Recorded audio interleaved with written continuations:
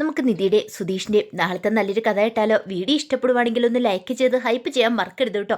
അങ്ങനെ നമ്മൾ കാണുന്ന ഒടുവിൽ നിധിയും സുധീഷ് സുഭാഷും എല്ലാവരും കൂടെ ആഹാരം കഴിക്കാനായിട്ട് ഇരിക്കുവാണ്. ഈ സമയത്ത് ഹരീഷിന് ചിരി വന്നു. ഹരീഷ് അവിടെ ഇരുന്ന് ചിരിക്കുവാണ്. ഹരീഷ് വെറുതെ ഇരുന്ന് ചിരിക്കുന്നത് കണ്ടു കഴിഞ്ഞപ്പോഴത്തേനും സുധീഷ് വെച്ചു, നിനക്കിത് എന്ത് പറ്റിയിടാ? ആഹാരത്തിന് മുന്നിൽ ഇരുന്ന് നീ വെറുതെ ഇരുന്ന് ചിരിക്കണേ, അതിനിവിടെ ആരും കോമഡി ഒന്നും പറഞ്ഞില്ലോ എന്ന് പറഞ്ഞു. അത് കേട്ടപ്പോൾ സുഭാഷ് പറഞ്ഞു, അതല്ലേലും ശരിയാ, ഞാൻ കുറച്ച് സമയമായിട്ട് ശ്രദ്ധിക്കുന്നു. ഇവൻ വർക്ക്ഷോപ്പിൽ നിന്ന് വന്നപ്പം മുതൽ ഇവൻ്റെ മുഖത്ത് എന്തോ ഒരു ഭാവവ്യത്യാസം ഉണ്ടെന്ന് പറഞ്ഞു. ഈ സമയത്ത് സുധീഷ് പറഞ്ഞു, ഭാവവ്യത്യാസം? അതെ, അത് ഞാൻ ശ്രദ്ധിച്ചു. അപ്പോഴേക്കും നികേഷ് ചോദിച്ചു, അല്ല ഹരീഷ് ഏട്ടാ, ഇവിടുന്ന് നീതുവിനെ കൊണ്ട് പോയതല്ലേ? നീതുവിനെ കൊണ്ട് വീട്ടിൽ വിട്ടിട്ട് അവളുടെ വിശേഷങ്ങളും എല്ലാം അറിയാവോ? അവൾക്ക് എന്ത് സംഭവിച്ചെന്ന് പോലും അറിയത്തില്ല. സുഭാഷ് പറഞ്ഞു, പാവം പെങ്കൊച്ച്, ഇനി അവളുടെ വീട്ടിൽ ചെന്ന് കഴിയുമ്പോൾ എന്തൊക്കെ ആയി കാണോ ആവോ? അവളുടെ വീട്ടുകാർ പിടിച്ച് മിക്കവാറും വല്ല തല്ലു കൊടുത്തോ എന്തോ. അതൊക്കെ നീ വല്ലത് പറഞ്ഞോ? എന്താ ഏതാന്നൊക്കെ സുഭാഷ് ചോദിച്ചു. അപ്പോഴേക്കും ഹരീഷ് പറഞ്ഞു, എൻ്റെ സുഭാഷ് ഏട്ടാ, ആ കാര്യം ഓർത്തിട്ടാണ് ഞാനിപ്പോൾ ചിരിച്ചത്. ആ കാര്യം ഓർത്തിട്ടോ? അതെന്ത് കാര്യമാടാ? അതെ, നമ്മൾ വിചാരിക്കുന്ന പോലൊരു പെണ്ണൊന്നും അല്ല അവള് നീതു. അതെന്താ? അവൾക്ക് നല്ല ബുദ്ധിയുണ്ട്. അവൾ എന്താ ചെയ്തതെന്നറിയാവോ? ഇവിടുന്ന് ഇറങ്ങിയിട്ട് അവളെയും കൊണ്ട് ഞാൻ ബീച്ചിലൊക്കെ പോയി കാര്യങ്ങളൊക്കെ പറഞ്ഞ് മനസ്സിലാക്കി. അവൾ നല്ല ബുദ്ധിമതിയാണ്. അവൾ വീട്ടിലേക്ക് പോയിക്കൊള്ളാമെന്ന് പറഞ്ഞു. അങ്ങനെ വീടിൻ്റെ അവിടെ കൊണ്ടുപോയി വിട്ടിട്ടല്ല ഞാൻ പോന്നേ. അവൾ ചെന്ന് കയറി കഴിഞ്ഞപ്പോഴത്തേനും അവളുടെ വീട്ടുകാർ കുറേ പ്രശ്നം ഉണ്ടാക്കി, നിന്നെ തല്ലും അങ്ങനെ എങ്ങനെയാന്നൊക്കെ. അവൾ വിടുവോ? അവൾ ആരാ മോള്? അവൾ മുറിക്കകത്ത് കയറി കഥ കടച്ചിട്ട് നേരെ പോലീസിനെ ഫോൺ ചെയ്തു. പോലീസിനെ വിളിച്ചെന്നോ? അതെ, പോലീസുകാർ വന്ന് അവളുടെ വീട്ടുകാരെ ഭീഷണിപ്പെടുത്തി. അതുമാത്രമല്ല, ഇനി അവളെ ഉപദ്രവിക്കില്ലെന്ന് എഴുതി ഒപ്പിട്ട് വാങ്ങിക്കുകയും ചെയ്തു. അതോടൊപ്പം തന്നെ നീതുവിൻ്റെ കാര്യത്തിൽ ഇനി അവർക്കങ്ങനെ ഒന്നും ചെയ്യാനായിട്ട് പറ്റില്ല. ചെയ്യാനെന്ന് പറഞ്ഞിട്ടുണ്ടെങ്കിൽ വേറൊന്നുമല്ല, അടിക്കാനോ ഇടിക്കാനോ തൊഴിക്കാനോ ഒന്നും പറ്റില്ല എന്ന് പറഞ്ഞു. അങ്ങനെ എന്തെങ്കിലും ഉണ്ടായിട്ടുണ്ടെങ്കിൽ പോലീസ് സ്റ്റേഷനിലേക്ക് വിളിച്ചേക്കാൻ പറഞ്ഞു. അതോടൊപ്പം തന്നെ വനിതാ SI വന്നേ. വനിതാ SI വന്നിട്ട് അവരുടെ പേഴ്സണൽ നമ്പർ വരെ കൊടുത്തു, എന്തെങ്കിലും ആവശ്യമുണ്ടെങ്കിൽ വിളിച്ചേക്കണമെന്നും പറഞ്ഞിട്ട്. അത് കേട്ടപ്പം നികേഷും സുധീഷും എല്ലാവരും കൂടെ ചിരിക്കുകയാണ്. നിധി പറഞ്ഞു, ആഹാ, ആള് കൊള്ളാലോ, ബുദ്ധിമതിയാണല്ലോ എന്ന് പറഞ്ഞു. സുഭാഷ് പറഞ്ഞു, അതെന്താളും നന്നായി, അല്ലായിരുന്നെങ്കിൽ ആ പെങ്കൊച്ച് തല്ലു മേടിച്ചൊരു പരുവായേനെന്ന് പറഞ്ഞു. നീതി പറഞ്ഞു, എടാ ഹരീഷേ, നിന്നെ അത്രമാത്രം സ്നേഹിക്കുന്നുണ്ട്, അതുകൊണ്ടാട്ടോ നിനക്ക് വേണ്ടിയിട്ടാ അവൾ ഇങ്ങനെയൊക്കെ ചെയ്യുന്നതെന്ന് പറഞ്ഞു. ഹരീഷ് പറഞ്ഞു, അതെനിക്കറിയാം ഏട്ടത്തി, അവൾക്ക് എന്നോട് അത്ര സ്നേഹമാണ്. അപ്പോഴേക്കും സുധീഷ് പറഞ്ഞു, എനിക്ക് സ്നേഹം ഉണ്ടായിരുന്നു, അതുകൊണ്ടാണല്ലോ ഞാൻ നിധിക്കൊരു ആവശ്യം വന്നു കഴിഞ്ഞപ്പം നിധിയുടെ കാര്യത്തിൽ അങ്ങോട്ട് തീരുമാനം എടുത്തേ, താലി കെട്ടി ഇങ്ങോട്ട് കൂട്ടിക്കൊണ്ട് വന്നേ, ഇനി എന്നെ ഉപേക്ഷിച്ചിട്ട് പോകാതിരുന്നാൽ മതി എന്നൊക്കെ പറഞ്ഞു. അത് കേട്ട് കഴിഞ്ഞപ്പം നിധി ഇങ്ങനെ നോക്കി. ഒരു നിമിഷം എല്ലാവരും വല്ലാതെയായിപ്പോയി. നിധിയുടെ നോട്ടം കണ്ടു കഴിഞ്ഞപ്പോഴത്തേനും സുധീഷിന് മനസ്സിലായി, ദൈവമേ, ഇപ്പം പറയേണ്ടിയിരുന്നില്ല എന്നൊരു ചിന്ത. കഷ്ടമായി പോയല്ലോ. പെട്ടെന്ന് തന്നെ സുധീഷ് അവിടുന്ന് എഴുന്നേറ്റ് അങ്ങോട്ട് പോയി. സുധീഷ് പോയി കഴിഞ്ഞപ്പോൾ നിധിക്ക് ചിരി പൊട്ടി. നിധി അവിടുന്ന് ചിരിക്കുന്ന കണ്ടപ്പോഴാണ് ബാക്കി എല്ലാവർക്കും ഒരു സമാധാനം വന്നേ. എല്ലാവർക്കും നല്ല ടെൻഷനും കാര്യങ്ങളും ഉണ്ടായിരുന്നു. കാരണം ചില സമയത്ത് സുധീഷ് അസ്ഥാനത്തൊരു കോമഡി അടിക്കും. അത് ചിലപ്പം എല്ലാവർക്കും ഒന്നും അങ്ങോട്ട് ദഹിച്ചൊന്നും വരത്തില്ല. അങ്ങനെ പിറ്റേ ദിവസമായി കഴിഞ്ഞപ്പോഴത്തേനും രാവിലെ ഭാസ്കരനാണെങ്കിൽ ഇരുന്ന് ഭയങ്കരമായിട്ട് നഖം വെട്ടിച്ചും കാര്യങ്ങളൊക്കെയാണ്. അപ്പോഴേക്കും നിധി അങ്ങോട്ടേക്ക് ചെന്നു. നിധി എന്നിട്ട് ചോദിച്ചു, ഇതെന്താ അച്ഛാ? അച്ഛന് ഒരു വർഷമായിട്ട് നഖം വെട്ടുന്നില്ലായിരുന്നോ? അതെന്താ? അല്ല, നഖം വെട്ട് കണ്ടിട്ട് ഞാൻ ചോദിച്ചാ, വലിയ കത്തിയൊക്കെ എടുത്ത് വെച്ച് വെട്ടുന്ന കണ്ടിട്ട് ചോദിച്ചാന്ന് പറഞ്ഞു. അതെ, ഞാൻ നഖമൊക്കെ വെട്ടുന്നുണ്ട്. ഞാൻ നഖം വെട്ടാതെ കുളിക്കാതെ നനയ്ക്കാതൊന്നും അല്ല ഇവിടെ ഇരിക്കുന്നത്. അല്ല, എന്തായിരിക്കും പോലും രാവിലെ എന്നോട് ഉടക്കുണ്ടാക്കാൻ വേണ്ടി വന്നാണോ? വഴക്കുണ്ടാക്കാനൊന്നും അല്ല ഞാൻ വന്നേ. എന്തോ ഒരു കാര്യമുണ്ടല്ലോ.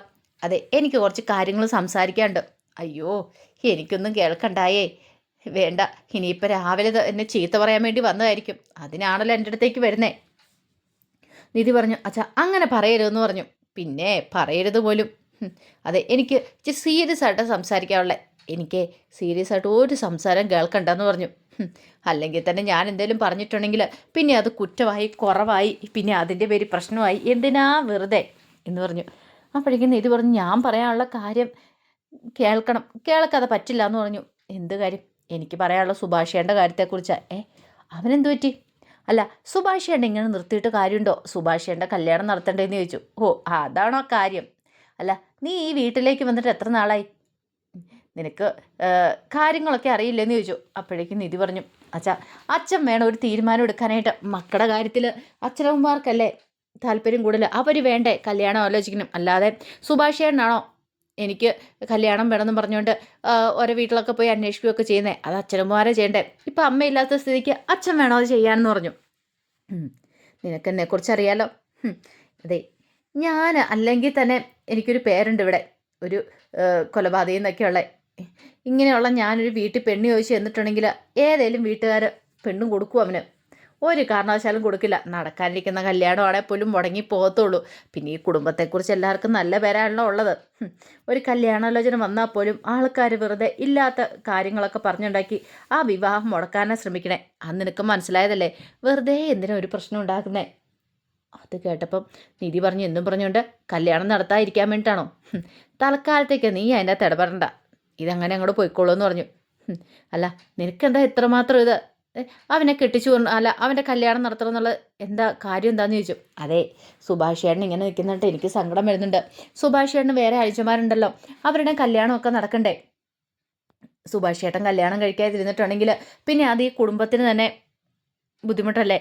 ബാക്കിയുള്ളവരുടെ കല്യാണമൊക്കെ നടക്കണ്ടേന്ന് ചോദിച്ചു. ഓ, അതാണോ കാര്യം? അതൊക്കെ നടന്നോളും, നീ ആ കാര്യം ഒന്നും ഓർത്ത് വിഷമിക്കണ്ട. രാവിലെ മനുഷ്യൻ്റെ മൂഡ് കളയാനായിട്ട് വേറൊന്നും പറയാനില്ല, ഇതുമായിട്ട് വന്നോളും എന്നൊക്കെ പറഞ്ഞ് ദേഷ്യപ്പെടുമ്പോഴത്തേനും നിധിക്കങ്ങ് സങ്കടമായി. നിധിയാണെങ്കിൽ ദേഷ്യപ്പെട്ട അകത്തേക്ക് അങ്ങോട്ട് കയറിപ്പോയി. ആ സമയം നികേഷും ഹരീഷ് സുധീഷും കൂടെ എന്തൊക്കെയോ തമാശ പറഞ്ഞ് ചിരിച്ചുകൊണ്ടിരിക്കുമായിരുന്നു. നിധിക്കത് ഇഷ്ടപ്പെട്ടില്ല.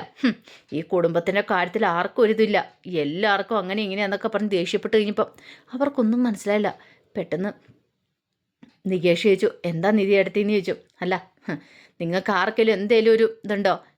സുഭാഷ് എൻ്റെ കല്യാണം നടത്തണമെന്ന് എന്തേലും ഒരു തീരുമാനമുണ്ടോ? അങ്ങനെ ഉണ്ടായിരുന്നെങ്കിൽ. അപ്പോഴേക്ക് ഹരീഷ് പറഞ്ഞു, ആഗ്രഹമില്ലാഞ്ഞിട്ടാണോ നിധി എടുത്തി? ഞങ്ങൾ എത്രമാത്രം കല്യാണാലോചന കൊണ്ടുവന്നു.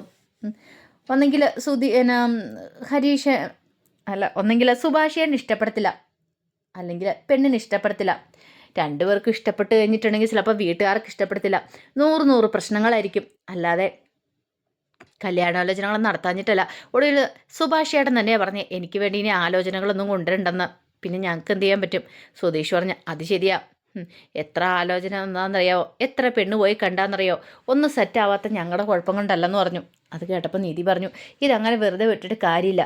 എത്രയും പെട്ടെന്ന് തന്നെ സുഭാഷേനെ നല്ലൊരു ആലോചന കൊണ്ടുവരണം, കല്യാണമൊക്കെ നടത്തണം. അല്ലാതെ വെറുതെ ഇങ്ങനെ പോയിട്ട് കാര്യമില്ല എന്നൊക്കെ പറഞ്ഞു.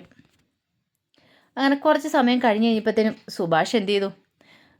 സുഭാഷ് പച്ചക്കറി വണ്ടി വന്നു കഴിഞ്ഞപ്പോഴത്തേനും പച്ചക്കറി മേടിക്കാണ്ട് അങ്ങോട്ട് ഇറങ്ങിപ്പോയി. അപ്പം അവിടെ ആ പരിസരത്തുള്ള 2-3 ചേച്ചിമാരും ഒക്കെ പച്ചക്കറി മേടിക്കാൻ വന്നിട്ടുണ്ടായിരുന്നു. അപ്പോൾ വീണ്ടും അതിലൂടെ പച്ചക്കറി വണ്ടി വരും. അങ്ങനെ പച്ചക്കറി മേടിച്ചുകൊണ്ട് നിൽക്കുന്ന സമയത്ത് അതിലൊരു പുള്ളിക്കാരത്തി ചോദിച്ചു, അല്ല, ഇപ്പോഴും സുഭാഷ് തന്നെയാണോ പച്ചക്കറിയും കാര്യങ്ങളൊക്കെ മേടിക്കുകയോ അത് കറി വെക്കുകയൊക്കെ ചെയ്യുന്നതെന്ന് ചോദിച്ചു. കഞ്ഞിയും കറിയൊക്കെ. ആ, അത് പിന്നെ ഞാൻ തന്നെ ചേച്ചി. അല്ല, പുതിയതായിട്ട് ഒരു പെണ്ണ് വന്നിട്ടുണ്ട്, അവളിതൊന്നും ചെയ്യത്തില്ലേന്ന് ചോദിച്ചു. അവൾക്ക് നിധിക്ക് അത്രയ്ക്ക് അങ്ങോട്ട് വശമില്ല, അതുകൊണ്ട് ഞാൻ തന്നെ ചെയ്യുന്നതെന്ന് പറഞ്ഞു. ഓ, അപ്പം അങ്ങനെയൊക്കെയാണ് കാര്യങ്ങളല്ലേ? പിന്നീട് അവർ പറഞ്ഞു, എന്നാലും ഇത് കുറച്ച് കഷ്ടമാണ്.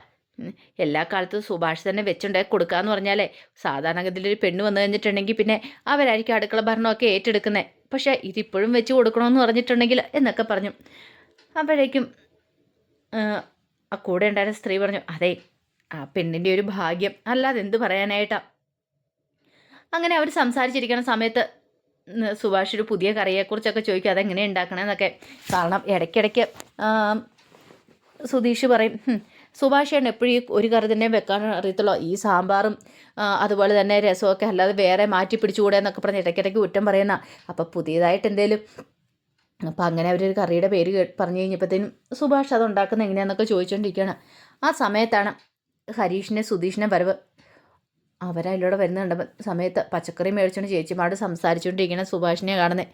പെട്ടെന്ന് സുധീഷ് വന്ന് സുഭാഷിനെ വിളിച്ചു, സുഭാഷേട്ടൻ ഇങ്ങോട്ട് വരാൻ പറഞ്ഞു. എന്താ? ഇങ്ങോട്ട് വരാൻ പറഞ്ഞു, ഇങ്ങോട്ട് വിളിച്ചുകൊണ്ട് പോയി. അല്ല, സുഭാഷേട്ടൻ എന്തിനാ ഇപ്പോൾ അവിടെ പോയിന്ന് പച്ചക്കറി മേടിച്ച് അവിടെ സംസാരിച്ചുകൊണ്ടിരിക്കുന്നത്?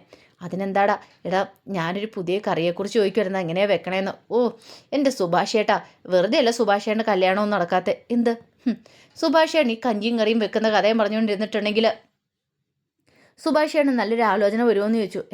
ആലോചനയോ? അതെ, സുഭാഷേട്ടനൊന്ന് മാറ്റി പിടിക്കണം. വെറുതെ അല്ലെങ്കിൽ സുഭാഷേണ്ണ എന്തിനാ എപ്പോഴും ഇവിടുന്ന് പച്ചക്കറി സാധനങ്ങളൊക്കെ മേടിക്കുന്നത്? ആ സൂപ്പർ മാർക്കറ്റിൽ പോയി മേടിച്ചാൽ പോരെ. എത്ര പറഞ്ഞാലും തലയിലേക്ക് കയറത്തില്ല. എടാ അതല്ല, വീടിൻ്റെ മുറ്റത്തൂടെ കൊണ്ടുവരുമ്പം ഇവിടുന്ന് മേടിക്കുന്നതല്ലേ നല്ലത്. പിന്നെ ഇവിടുന്ന് മേടിക്കുന്നേ എന്നിട്ട് വേണം ആ ചേച്ചിമാരുമായിട്ട് പോയി സൊള്ളാൻ പറ്റത്തില്ലോ. ആ ചേച്ചിമാരുമായിട്ട് ഒരു വർത്തമാനം പറഞ്ഞുകൊണ്ടിരിക്കും.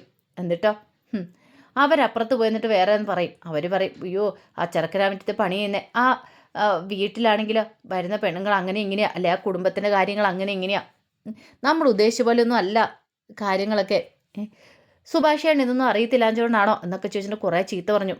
അപ്പോഴേക്ക് സുഭാഷ് പറഞ്ഞു, എടാ ഞാൻ അങ്ങനെയൊന്നും വിചാരിച്ചില്ല. അതെ, കൂടുതലൊന്നും വിചാരിക്കണ്ട. പറഞ്ഞത് കേട്ടല്ലോ. ഇനി മേലെ ഇമാതിരി ഏർപ്പാടുകൾ വേണ്ട. കാരണം ചേച്ചിമാരുമായിട്ട് വർത്താനം പറഞ്ഞു അവിടെ അങ്ങോട്ട് നിന്നോളൂ. കറി വെക്കുന്ന എങ്ങനെയാ, അത് വെക്കുന്ന എങ്ങനെയാ, ഇത് വെക്കുന്ന എങ്ങനെയാന്ന്. പിന്നെ സുഭാഷേണ് വല്ല വിലയും കാണുമോ എന്നൊക്കെ ചോദിച്ചുകൊണ്ട് കുറേ കുറ്റപ്പെടുത്തലുകളൊക്കെ നടത്തി. അപ്പോഴേക്ക് സുഭാഷ് പറഞ്ഞു, ദേ നിങ്ങൾ മര്യാദയ്ക്ക് പോകാൻ നോക്കാം. എന്താണ് ഞാൻ ഇവിടെ നിന്നേ മേടിക്കുന്നുള്ളൂ. എനിക്കിനി പലചരക്കടയിലും കൂടെ പോകണം. പോയി സാധനം മേടിക്കാനുണ്ടെന്ന് പറഞ്ഞുകൊണ്ട് സുഭാഷ് അങ്ങോട്ട് പോയി. അപ്പോഴേക്ക് സുധീഷ് പറഞ്ഞു, സുഭാഷ് ഏട്ടൻ നന്നാവുമെന്ന് എനിക്ക് തോന്നുന്നില്ല. ഇങ്ങനെ പോയിട്ടുണ്ടെങ്കിൽ സുഭാഷ് ഏട്ടൻ്റെ കല്യാണം നടക്കുമെന്ന് എനിക്ക് തോന്നുന്നില്ല. ഹരീഷ് പറഞ്ഞു, അത് പറഞ്ഞിട്ട് കാര്യമില്ല. നിധിയാടത്തി പറഞ്ഞ പോലെ എത്രയും പെട്ടെന്ന് തന്നെ സുഭാഷ് ഏട്ടൻ്റെ കല്യാണം നടത്തണം. അങ്ങനെ അവർ സുഭാഷിൻ്റെ കല്യാണം നടത്താനുള്ള തന്ത്രപ്പാടുകളൊക്കെ മെനയുവാണ്. അപ്പോൾ അതിൻ്റെ വിശേഷങ്ങളൊക്കെയാണ് കാണുന്നത്. ആ വിശേഷങ്ങൾക്കായി നമുക്ക് എല്ലാവർക്കും കാത്തിരിക്കാം കേട്ടോ. ഒരിക്കൽ കൂടി എല്ലാവർക്കും ശുഭദിനം നേർന്നുകൊണ്ട് നിർത്തുന്നു. നന്ദി.